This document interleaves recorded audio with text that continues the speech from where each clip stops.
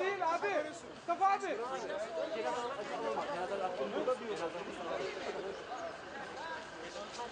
Antalya değil.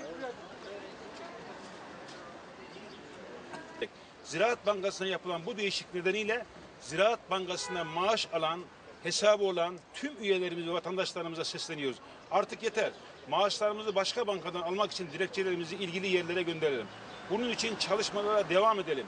Ayrıca Türkiye genelinde tüm üyelerimize bu bankada hesabı olanlara da hesaplarını kapatmaları için onlara çağrıda bulunuyoruz. Gelin bu oyunu bozalım. Hedef Türkiye Cumhuriyeti'dir. Bundan kim rahatsız olabilir? Çünkü bu ülkenin adı biliyorsunuz Türkiye Cumhuriyeti'dir. Ama birileri rahatsız. Atatürk ve onun eserlerini tasfiye etmek isteyenler şunu iyi bilin. Çünkü karşınızda Cumhuriyet Halk Partisi ve bu ülkeye sevdalı halkımız vardır.